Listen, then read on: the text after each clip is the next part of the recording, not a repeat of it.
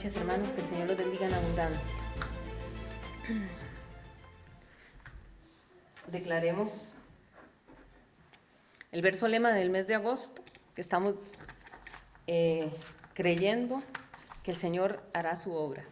Así que los invito para que todos lo podamos no solo leer, sino decretar a los aires.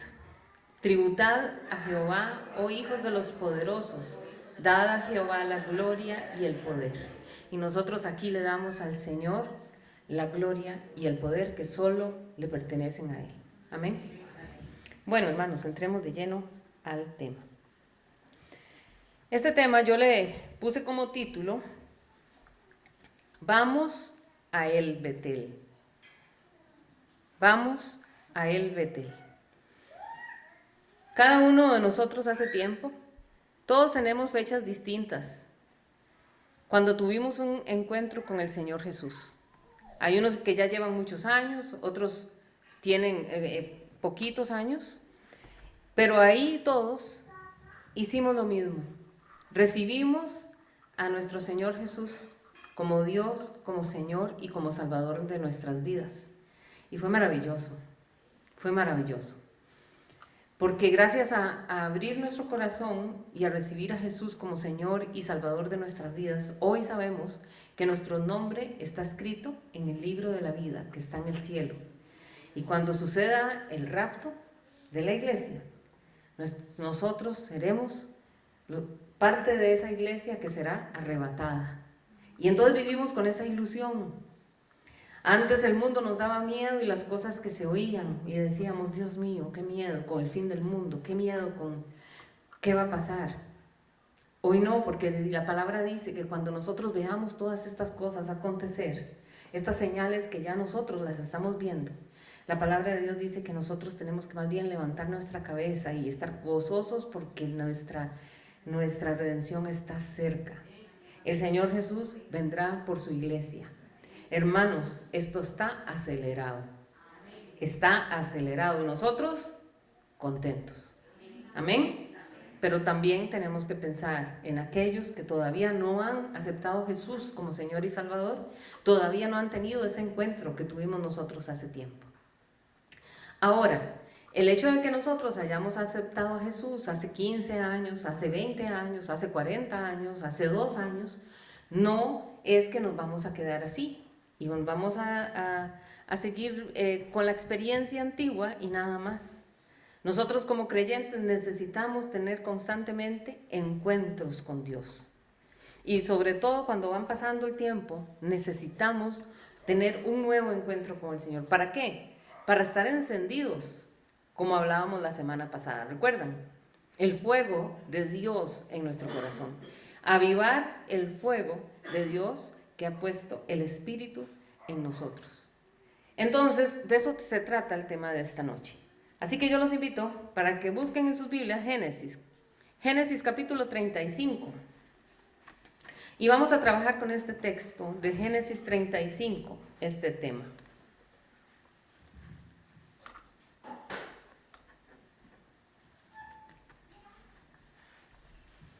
Está fácil buscar este texto, el primer libro de la Biblia, Génesis, capítulo 35. ¿Ya se ubicaron? Bueno, ahora vamos a leer verso 1. Dijo Dios a Jacob: levántate y sube a Betel, y quédate allí, y haz allí un altar al Dios que te apareció cuando huías de tu hermano Esaú. Entonces aquí vemos cómo el Señor le está recordando a Jacob. No solo le está recordando en el lugar que lo visitó, sino que también le está recordando la fidelidad que ha tenido el Señor para con él. Entonces el Señor le dice a Jacob: recuerdas cuando huías de tu hermano, cuando estaba huyendo de Esaú. Y para Jacob eso era un tiempo de angustia, porque recuerde que Esaú lo estaba persiguiendo porque había prometido que lo iba a matar. O sea, esto era un escape de vida o muerte. Y entonces imagínense la angustia que es estar uno sintiendo que alguien está detrás suyo porque lo va a matar. De veras era un tiempo de completa angustia para Jacob. Y yo sé que tal vez nosotros no hemos vivido una experiencia como la de Jacob, pero sí hemos pasado por tiempos de angustia. Hay momentos en la vida en que se nos viene como un balde de agua fría y nuestro corazón se llena de angustia. Hay diferentes motivos, pero yo sé que todos alrededor de estos años que hemos vivido en esta tierra nos hemos tocado que pasar por esos momentos, que son angustiosos. Pero otra cosa que también es real es que a nosotros Dios siempre nos ha ayudado en esos momentos. Amén.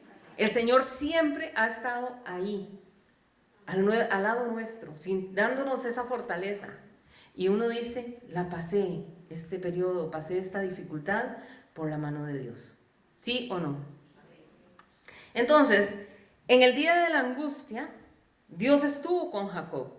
Eso es lo que le está recordando. Y le dice, recuerde, cuando usted andaba huyendo de su hermano.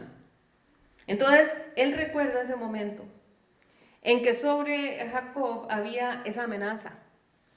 Y Dios le dice, vuelve a Betel. Vuelve a Betel. Ya habían pasado 20 años de ese momento de angustia que Jacob vivió. Cuando el Señor está hablando aquí, Génesis 35, ya han pasado 20 años desde que él andaba huyendo porque su hermano Esaú lo iba a matar. ¿Por qué lo iba a matar? Bueno, rápidamente recordemos que Jacob se hizo pasar por su hermano Esaú y le arrebató la primogenitura. Entonces, cuando Esaú se da cuenta del engaño que había cometido Jacob, le dice, esta no te la paso, te mato. Nada más espere que nuestro padre muera porque yo te lo mato. Y eso ya había sucedido 20 años atrás. Y ahora, 20 años después, Dios le dice, vuelve a Betel. Y haz allí un altar al Dios que se te apareció. Hoy Dios nos está hablando a nosotros. Si esta palabra usted la está escuchando hoy, si hoy usted vino aquí, es porque Dios hoy le está diciendo a usted, me está diciendo a mí, que necesitamos reconstruir el altar. Restaurar la comunión con Dios. El Señor nos está diciendo, restauren esa comunión conmigo. Y hay que renovar esa comunión, porque Dios ha sido bueno, hermanos. Dios ha sido bueno. Y Dios nos ha guardado. Y déjeme decirle algo, Dios nos va a seguir guardando. Amén. Dios nos va a seguir guardando. Y Dios le recuerda a Jacob, ya pasaron 20 años, Jacob.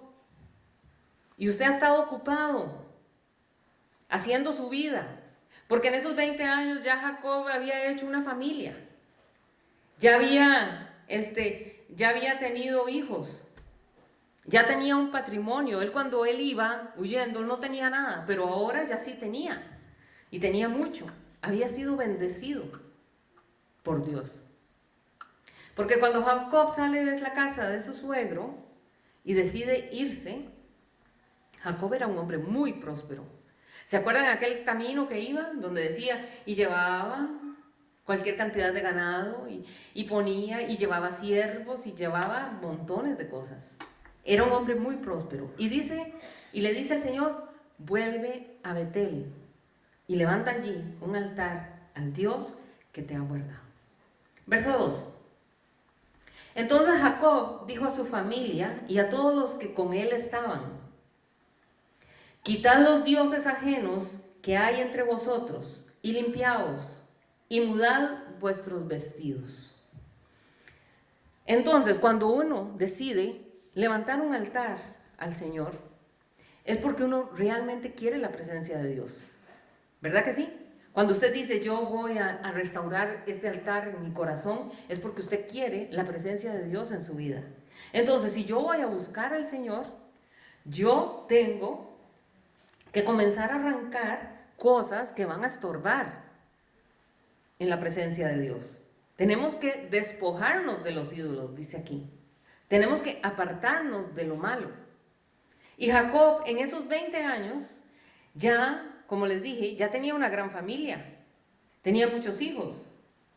Y resulta que esta familia que ya había hecho él, no solo con sus dos mujeres, Raquel y Lea, sino también con las siervas de ellos, ¿recuerdan? Bilha y Silpa. Entonces, esa gente, estas mujeres, los siervos, toda esta gente venía jalando ídolos. Venían jalando ídolos y el Señor les dice, quite eso. Es cuando pasa a veces, nosotros permitimos, pasa el tiempo y comienza uno a permitir que lleguen ídolos a nuestro corazón. Y al principio uno comienza a darse cuenta y los reprende, pero después, si usted está apagado un poquito, usted comienza a permitir que esos ídolos se vayan acercando y se comienzan a hacer ahí, en nuestro corazón, altares que no son de Dios. Y Dios es muy celoso. Dios es celoso. Tanto así que en el primer mandamiento de la ley de Dios dice, amarás al Señor tu Dios con todo tu corazón, con toda tu alma y con todas tus fuerzas. Y Dios no quiere compartir el lugar principal en nuestro corazón con ningún otro. Dios es celoso y ellos andaban jalando ídolos. Y lo primero que tienen que hacer entonces es despojarse de esos ídolos. Verso 3. Y levantémonos y subamos a Betel, y haré allí altar al Dios que me respondió en el día de mi angustia, y ha estado conmigo en el camino que he andado. Qué lindo esto, porque empezando nomás aquí uno se da cuenta que Jacob está totalmente consciente que Dios no lo ha abandonado. ¿Vieron cómo termina el verso? Él ha estado conmigo en el camino que he andado. Jacob estaba viviendo un momento en el que Dios le pide volver de nuevo a Betel. Betel era el lugar donde Jacob había experimentado anteriormente, 20 años atrás, la presencia de Dios y la promesa de Dios. Jacob estaba recordando que Dios no lo abandonó cuando estaba pasando por los momentos más difíciles de su vida. En medio de su angustia, él clama a Dios y Dios le respondió. Y mire, él se queda mirando hacia atrás y él ve su vida y observa y dice, realmente Dios estuvo conmigo. Dios estuvo conmigo en todo este proceso. Todo este caminar de angustia, de dejar la familia, de abandonar a los padres, todo este momentos de zozobra y de inquietud, el Señor ha estado conmigo. Y a veces cuando nosotros estamos pasando por una dificultad, sentimos como que Dios está lejos, porque todavía no vemos la respuesta del Señor. Y le clamamos y le hablamos y no hay respuesta. Y Dios a nosotros nos ha guardado. Y tenemos que reconocerlo. El Señor nos ha guardado. Ebenecer, hasta aquí nos ha ayudado el Señor. Y usted dice, si yo hoy estoy aquí, es porque la mano de Dios ha estado conmigo. Amén. Como es tanto tiempo y tantas cosas han pasado, pero el Señor nos tiene aquí y nos tiene por algo. Entonces, Jacob ya tenía una familia, ya tenía riquezas, estaba un hombre muy próspero, pero se había olvidado de levantarle un altar al Señor.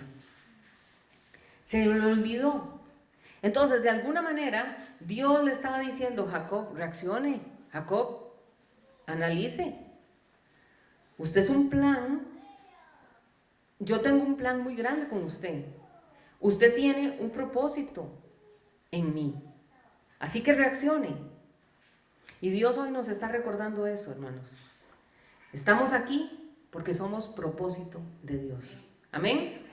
Usted está aquí y yo estoy aquí porque somos propósito de Dios. Y Jacob le dice a la familia, bueno, ok, vamos. Y ya reúne a todos y les dice, a ver, quiten los ídolos ajenos que hay entre ustedes. Tienen que quitar todo esto, hay que limpiarse y hay que mudar nuestros vestidos. Entonces, la idea de la limpieza no era solamente, bueno, múdense, ¿verdad? Múdense, báñense y estén presentaditos. No era solamente ese acto físico.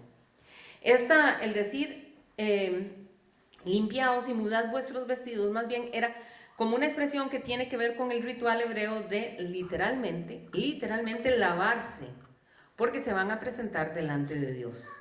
Delante del Señor, antes de ir a la presencia del Señor, ellos se lavaban y se cambiaban sus vestidos. Y nosotros sabemos, todos los que estamos aquí sabemos, que lo único que nos limpia a nosotros de pecado es la poderosa sangre de nuestro Señor Jesucristo. Nada más. Amén.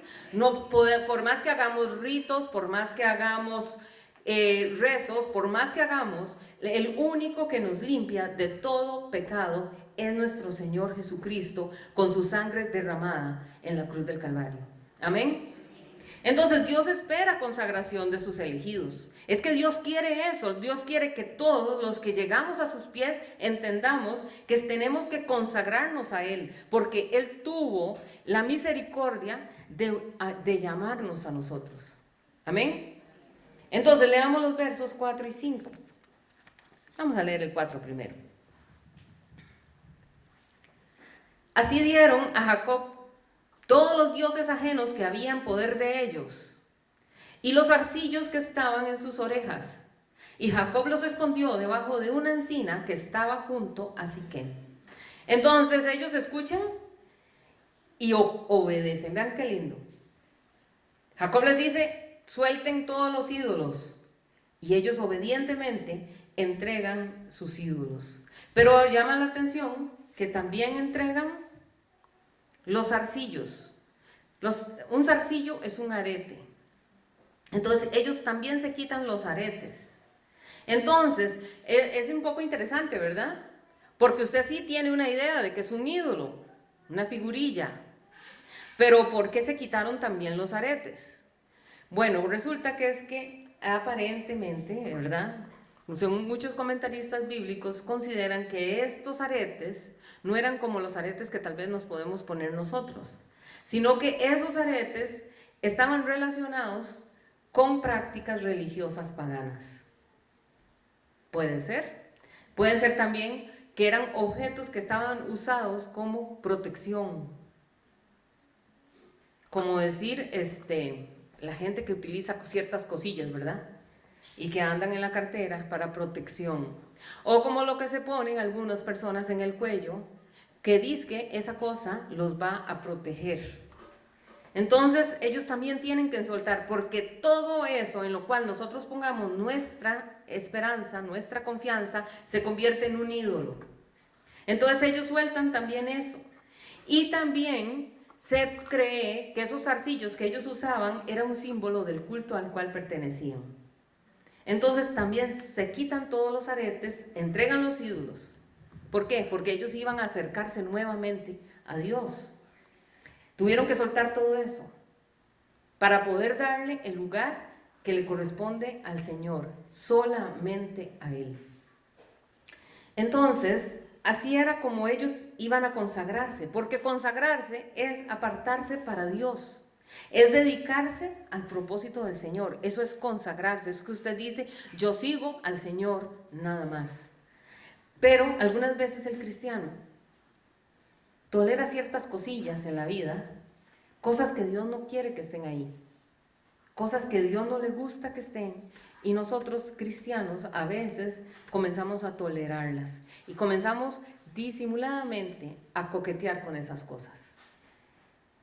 Y al Señor eso no le gusta. Al Señor eso no le gusta. Y entonces dice que ellos le entregaron todo eso a Jacob. Ahora, generalmente esta gente usaba aretes y todas esas cosas eran de oro. Y es increíble que uno podría decir, bueno, agarremos todo este oro y fundámoslo. Fundamos ese oro y lo guardamos, porque esto nos puede servir a futuro. Ellos no hicieron eso. ¿Por qué no lo haría? Bueno, probablemente porque Jacob sabía que si ellos fundían todo ese montón de oro y lo hacían en un lingote, ese lingote después lo podían de nuevo fundir para hacer nuevamente otros ídolos. Entonces, Jacob corta por lo sano, se los quita. Y además de no permitir que eso fuera a funcionar nuevamente para hacer imágenes, también eran cosas, era un metal que había sido consagrado para el culto. a esos ídolos cananeos. Y entonces el texto dice que Jacob los escondió debajo de una encina que estaba junto a Siquem. La encina es un árbol de la familia de los robles. Es como un roble, una encina. Es un árbol muy grande, es un árbol grandote. Dice que una encina de estas puede llegar a alcanzar una altura de 15 metros. O sea, no era un arbolito chiquitito. Imagínense que esa encina probablemente tenía un gran tronco y probablemente también tenía unas grandes raíces. Entonces, quizás Jacob enterró todo eso ahí y parte de esas raíces lo que iba haciendo era empujando eso más hacia adentro, más hacia adentro. Entonces, esto nos recuerda a nosotros la necesidad de despojarnos de todo eso que está estorbando al plan de Dios, aunque sea muy valioso. ¿Me entienden? Hay cosas que uno dice, sí, pero es que eso vale mucho. Sí, pero es que yo pagué mucho por eso, ¿qué hago? A veces Dios espera que nosotros nos desprendamos de eso, por más valioso que sea. ¿Me entienden? Entonces, despojarnos de algo cuesta, claro que sí. Hay cosas con gran valor sentimental, pero Dios dice, despójese de eso. Ay, es que la imagen que tengo, es que era de mi abuela. Despójese de eso. Eso le está quitando el lugar que le corresponde a Dios. Y ellos tenían que hacerlo. ¿Por qué? Porque Dios iba a hacer algo grande. Y porque si ellos cumplían este paso que encontramos en este verso 4, si ellos hacían ese verso 4, se iba a cumplir lo que vamos a leer en el verso 5. Leamos verso 5. Y salieron, y el terror de Dios estuvo sobre las ciudades que había en sus alrededores, y no persiguieron a los hijos de Jacob. ¿Se dan cuenta? Como si ellos entregaban todas esas cosas a las cuales ellos habían puesto su esperanza, su confianza. Es que este ídolo, esta imagen es la que me protege, es la que me oye, es la que me responde. Si entregan todo eso, el Señor iba a protegerlos de verdad. Y en ese tiempo recuerden que no es un tiempo como el de ahora, que usted puede llamar a la policía. En ese tiempo no habían policías. Lo más cercano a que una ayuda eran los vecinos de la comunidad en la cual estaba, aquellos que lo conocían a usted. Usted tal vez decía, me robaron, y tal vez se podían juntar para ayudar. Eso era lo más. Entonces ellos sabían que ellos tenían que comenzar a hacer un desplazamiento, ellos tenían que avanzar. ¿Hasta dónde? ¿Hasta dónde iban ellos? Hasta Betel. Y en ese camino a Betel se iban a encontrar muchos peligros, porque resulta que ahí habían ladrones. Y yo les dije al principio que ya Jacob era un hombre próspero. Entonces iban a haber ladrones, habían asesinos que se escondían en esos caminos, pero también habían enemigos espirituales. Por eso Esdras, cuando va a salir con gran parte de la población de Israel que estaba en Babilonia, Esdras dice la escritura que antes de salir ellos ayunaron y le pidieron a Dios protección, y Dios les fue solícito. Y dicen que avanzaron con bastantes riquezas y bastantes cosas, y hicieron todo ese trayecto hasta llegar nuevamente a Jerusalén, y nada les pasó, porque ellos tenían su confianza únicamente puesta en el Dios vivo. Y cuando uno se despoja de lo que usted le ha sentido la autoridad, cuando uno se despoja de aquello que le da autoridad al diablo, de aquello que abre puertas, y usted rompe ese vínculo con las tinieblas, entonces el poder de Dios puede venir sobre usted y nos guarda y nos protege. Amén. Y no solo sobre usted, sino llega sobre su casa, sobre su familia. Y la gloria de Dios, cuando la gloria de Dios se derrama, el enemigo tiene que retroceder. Y el poder de Dios viene, y por más brujería que haya, por más hechicería que caiga, el poder de Dios es mayor y rompe toda maldición. Amén.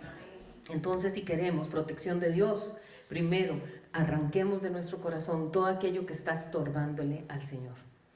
Porque los cananeos no solamente eran unos idólatras, los cananeos eran practicantes de ocultismo y de ocultismo bravo.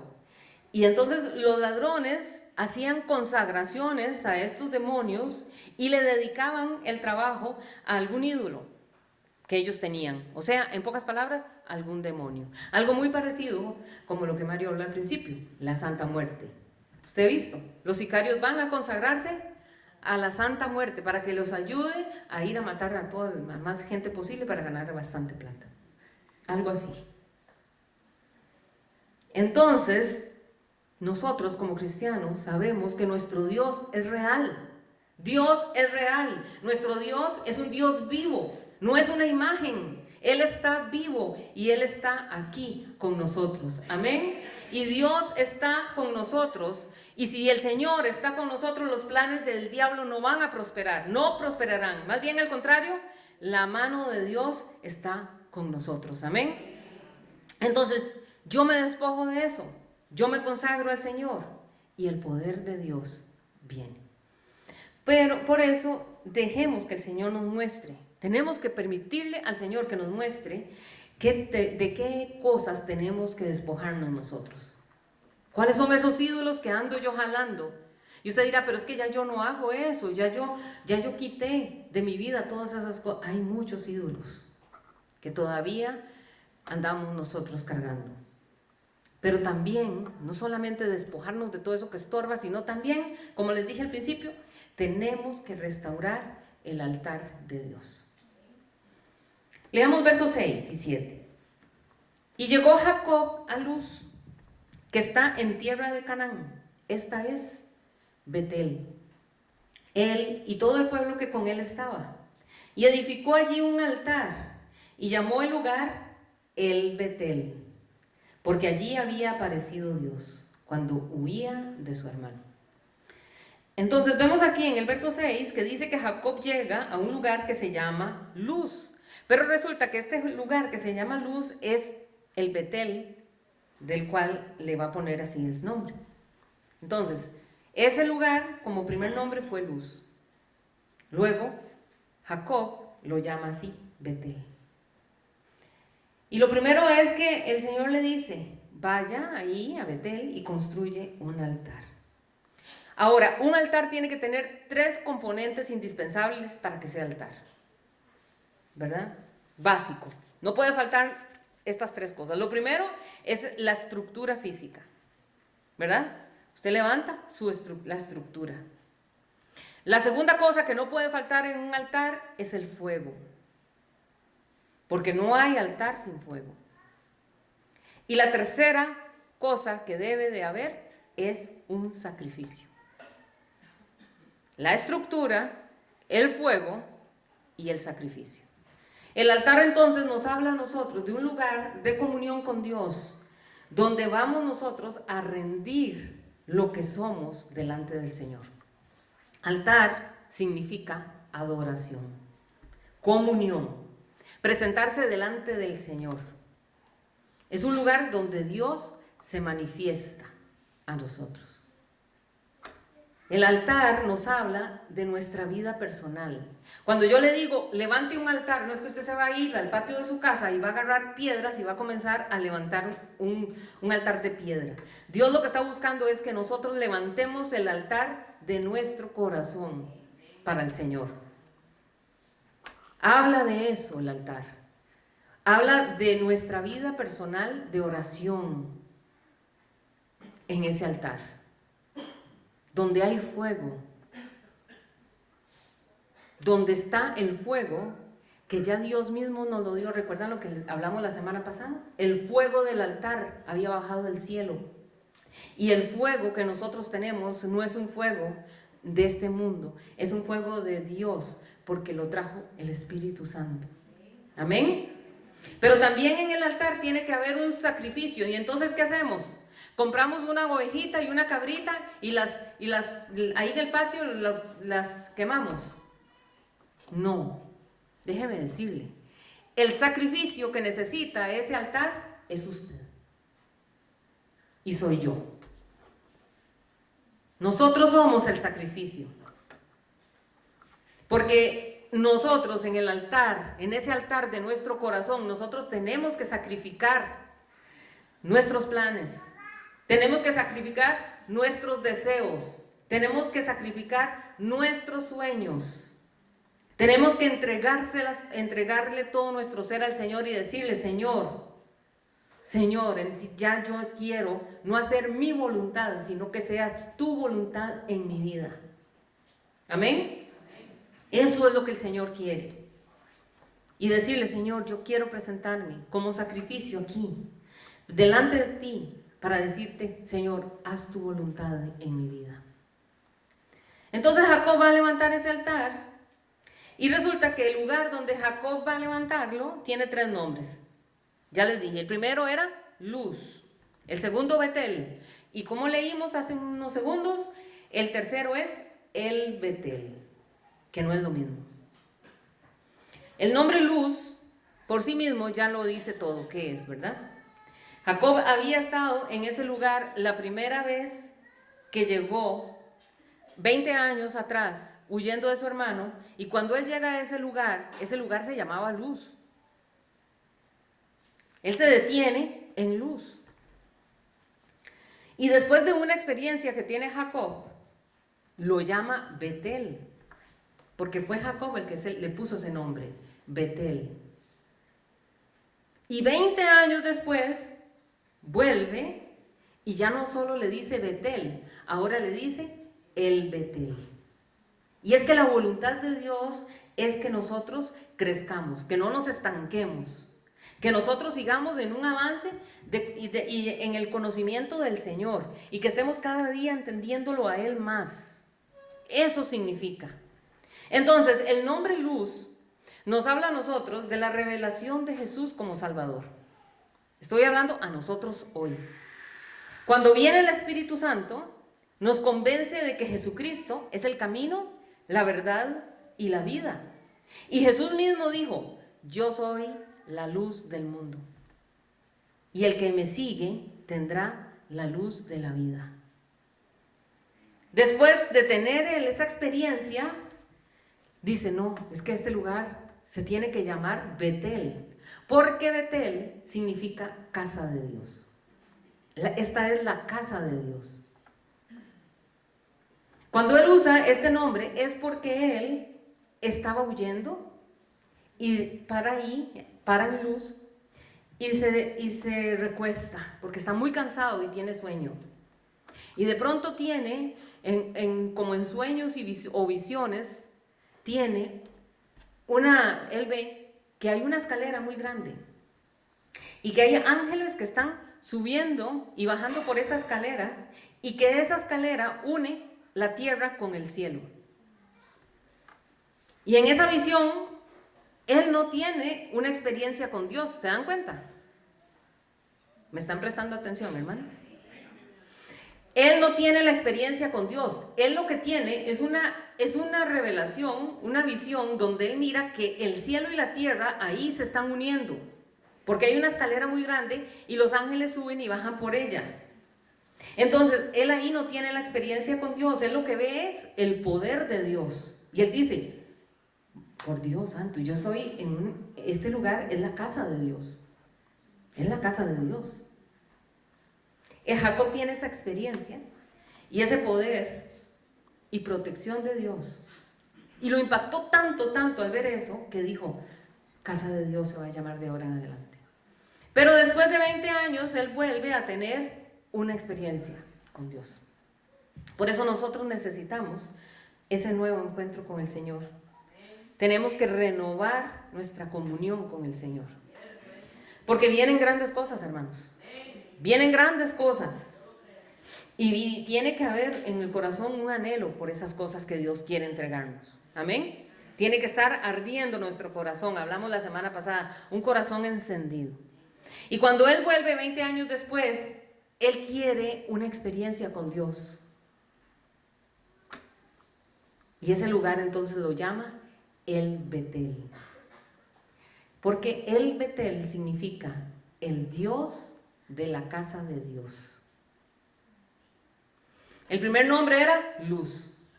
Luz, como nosotros sabemos. El segundo, Betel, casa de Dios. Pero ahora al decir el Betel, está diciendo el Dios de la casa de Dios. ¿Entendieron? Voy a ponerles un ejemplo para que les quede más fácil.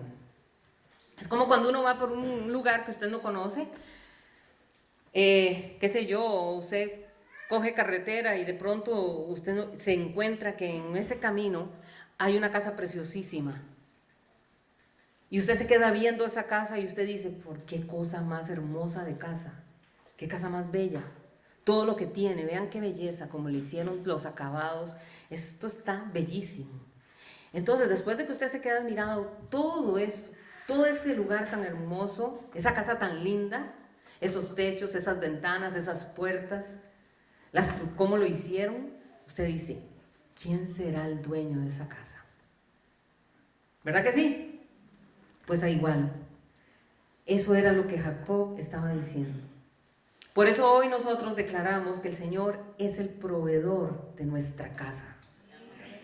Por eso hoy decimos, Señor, queremos más de ti, Señor. Y en esta casa, nosotros, ¿verdad que sí? Amamos la presencia de Dios. Nosotros anhelamos la presencia del Señor y queremos que Dios se manifieste en este lugar, porque la presencia de Dios a nosotros nos fortalece. Estamos pasando por dificultades y de pronto sentimos la presencia del Señor y decimos, aquí voy con energía, voy renovado, que tengo los mismos problemas, pero yo sé que mi Dios está conmigo. Y nos hace caminar por encima de cualquier tristeza. Amén. Verso 8. Entonces murió Débora. Ellos estaban ahí, van avanzando, llegan a Betel y de pronto se muere Débora. Y usted dirá, ¿quién era Débora? Dice la escritura, ama de Rebeca. Y fue sepultada al pie de Betel, debajo de una encina, la cual fue llamada Alon-Bacuth. Débora era, aquí dice la ama de Rebeca, pero era la nodriza o la niñera de Rebeca. Rebeca era la esposa de Isaac. Débora, a pesar de que no era familia, era una señora muy querida por la familia. Son de esas señoras que han criado toda la vida y crían a un bebé y de pronto ese bebé crece, se hace un hombre, tiene hijos y esa señora sigue cuidando a los hijos del muchacho que cuidó o de la muchacha que cuidó. Y ahí sigue y luego sigue cuidando las generaciones. Así era Débora. Ahora uno se pregunta, ¿qué andaba haciendo Débora ahí? ¿Usted no se pregunta eso? Porque yo me lo pregunté, yo dije, ¿qué estaba haciendo Débora ahí? Se supone que Débora había salido con Rebeca. ¿Se acuerdan? Cuando el criado Eliezer había ido a buscar esposa a Isaac, llega y le entrega todo lo que llevaba y le decía, es que el hijo de mi señor anda buscando esposa y es usted, después de las señales del agua de los camellos. Y Rebeca se había ido de ese lugar acompañando, Débora se había ido acompañando a Rebeca. Bueno, yo me puse a buscar, yo dije, ¿por qué? Y dice que muy probablemente fue que Rebeca muere. Rebeca muere y entonces Débora decide volver nuevamente a la casa del padre de Rebeca, a la casa de Labán. Y entonces vuelve, entonces cuando ahora sí Jacob va con sus hijos, Débora se va con ellos. Ok, entonces, Débora era muy querida. Y como era tan querida por tantas generaciones, dice que en esa familia entró el luto, entró la tristeza. Les cayó la tristeza. Y dice que entonces la sepultan al pie de Betel. O sea, al pie del altar en la casa de Dios. Nada más y nada menos. Qué lindo, ¿verdad? Qué lindo. Y yo quiero decirle que aunque usted ame al Señor, que aunque usted y yo le estamos sirviendo al Señor, y caminando con el Señor, y yo sé que todos aquí tratamos de vivir una vida lo más íntegra posible delante del Señor, lo más recto posible delante del Señor, la tristeza puede venir a la casa. Y cuando la tristeza llega, trae mucho dolor, y es cierto. Pero cuando eso pase, no permitamos que el diablo se aproveche. Porque cuando eso sucede, el diablo comienza a lanzar dardos a diestra y a siniestra. Y le comienza entonces a usted a decir, de ahí, no que usted le sirve a Dios. De ahí, no que usted busca al Señor. No es que usted le sirve al Señor, no es que usted ora todos los días, no es que usted clama al Señor y lee la palabra. ¿Qué está pasando con usted? ¿Por qué le caen esas cosas? Y entonces ahí es donde nos tenemos que mantener firmes en nuestra fe. No podemos dudar del amor de nuestro Dios. Y la fe ahí, en esos momentos, es cuando se muestra, hermanos. Porque la fe se muestra en los momentos de crisis. Cuando usted, a pesar del momento de dificultad que usted está pasando, usted le dice, Señor, yo he decidido seguir creyendo en ti, a pesar de las circunstancias que me están golpeando. Y yo seguiré creyendo en tu promesa. Por eso la canción de hoy. Seguiré creyendo en ti y seguiré agarrada a tu mano. Amén. Esa es la fe a la que Dios le gusta, la que Dios se agrada. Porque no es una fe con la razón, es una fe con el corazón. Entonces dice que en Alon Bakut, ¿se dieron cuenta? Alon Bakut significa el roble de las lágrimas. Entonces, esa muerte de esta mujer Débora ocurre justamente en el momento en que ellos están regresando a Betel. Y Betel, a ese lugar donde estaba, donde iba, había tenido un encuentro con Dios. Y en medio de ese momento de renovación espiritual llega esta pérdida. Y Jacob quiso que aquel lugar quedara asociado siempre al recuerdo y al dolor de la muerte de Débora. Por eso la entierra ahí, en Alon Bakut, el roble de las lágrimas. Entonces nosotros no podemos olvidar que también Jesús mismo tuvo momentos de dolor, tuvo momentos fuertes, donde dijo, mi alma está triste hasta la muerte, en el huerto de Getsemaní. Y le dijo a sus discípulos, quédense aquí conmigo, no se vayan, quédense aquí, vamos a orar, porque mi alma está muy triste. Por eso nosotros podemos ir confiadamente delante del Señor Jesús y decirle, Señor, yo me siento así. Señor, me siento de esta manera, me siento triste. Hay un dolor en mi corazón, esto me está doliendo. Y tenemos la completa seguridad de que el Señor Jesús nos comprende. Porque Él conoce el dolor humano. Y es que en la presencia del Señor nosotros somos transformados. Nada nos transforma más que cuando nosotros entramos en la presencia del Señor. Versículo 9. Apareció otra vez Dios a Jacob cuando había vuelto de Padán Aram y le bendijo. Y yo sé que todos los que estamos aquí deseamos que Dios nos responda a nuestras oraciones. Por eso hay que construir ese altar. ¿Se dan cuenta? Porque dice que Jacob no estaba en Betel. ¿Dónde estaba Jacob? En Padán Aram. O sea, él se había ido de Betel. Nosotros no podemos abandonar el altar del Señor. Y vean que Dios no se le quiso aparecer en Padán Aram. Ahí no se le aparece el Señor a Jacob, sino hasta que llega nuevamente a Betel. ¿Por qué no se le aparece en Padán Aram? Porque Padán Aram no era el lugar de la manifestación del Señor. Pero en Betel Dios sí llega, y no solo llega, sino que dice que lo bendice. Versículo 10. Y le dijo Dios, tu nombre es Jacob. No se llamará más tu nombre Jacob, sino Israel será tu nombre. y llamó su nombre Israel. Ahora, el nombre en la escritura está ligado con la identidad, ¿verdad? Ya hemos visto, con el carácter de la persona. Entonces, lo que Dios está aquí es provocando un cambio en el carácter de Jacob. Y Dios está trabajando también en nosotros, transformando también nuestro carácter. Cada vez que nosotros nos acercamos al Señor, cada vez que nosotros doblamos rodillas delante del Señor, el Señor está trabajando y moldeando nuestro carácter. Amén. Y Dios le dice a Jacob, ya no se llamará más Jacob, sino que te llamarás Israel. Y resulta que esta no era la primera vez que se lo decía, porque si usted se va unos capítulos atrás, en el capítulo 32, ya Dios se lo había dicho.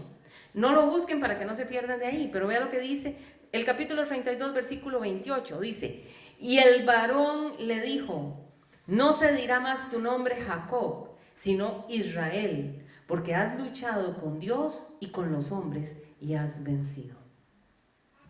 Entonces Dios lo que estaba haciendo ahí en Betel era reafirmando una nueva identidad y un nuevo propósito para Jacob. Jacob había pasado por un proceso, había luchado, había cometido errores, sí, había sufrido consecuencias también, había huido, había regresado, ¿qué no había hecho? Y ahora estaba nuevamente delante de Dios.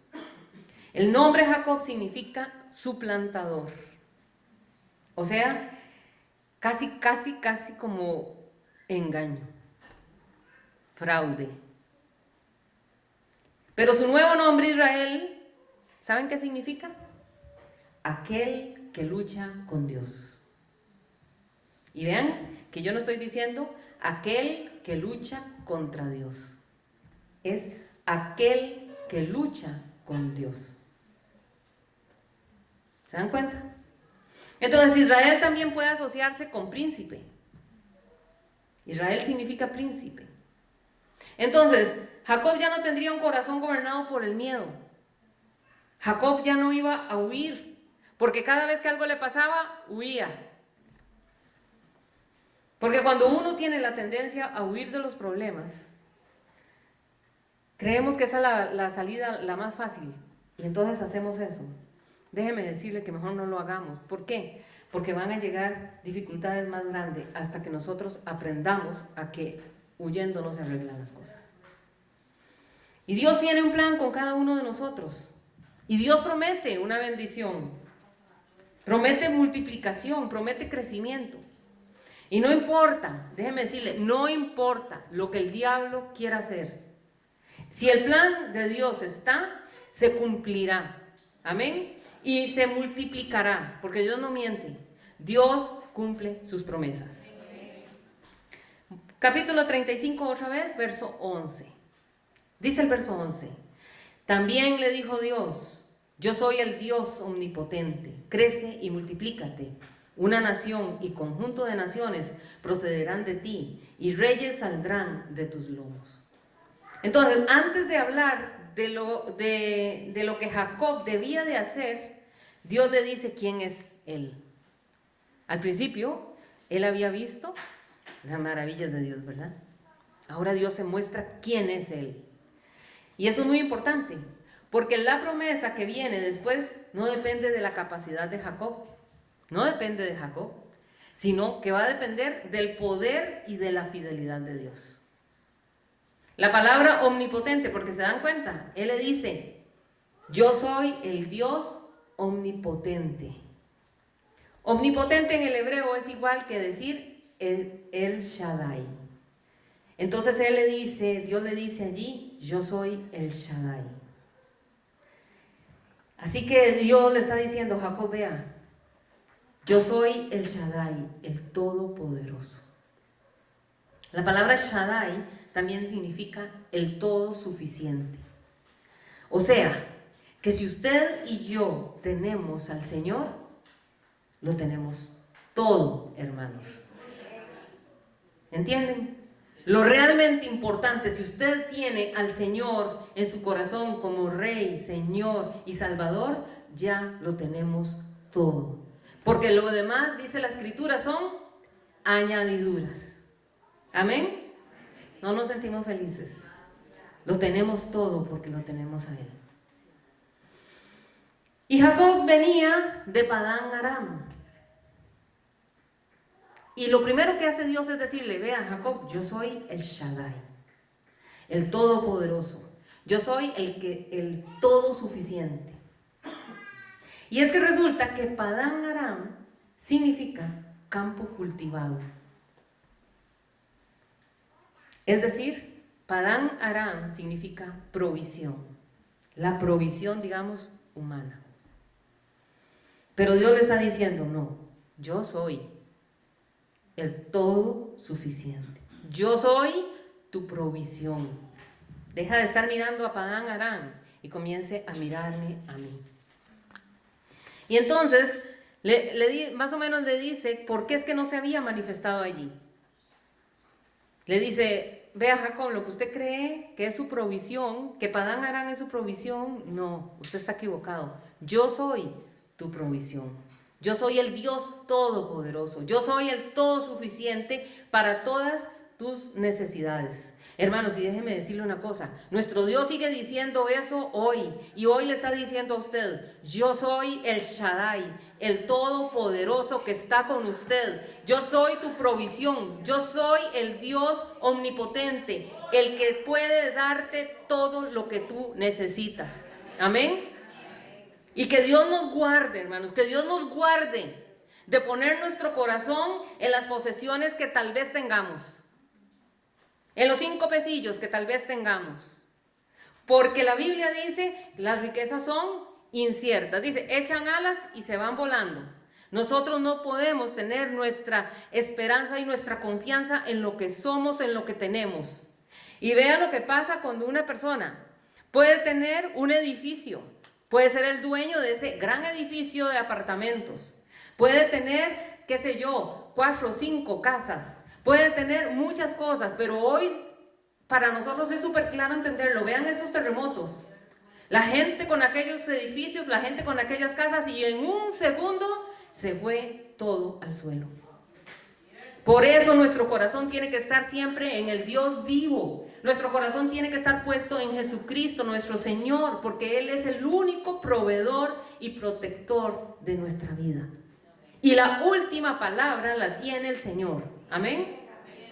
Él lo ha sido y Él lo será.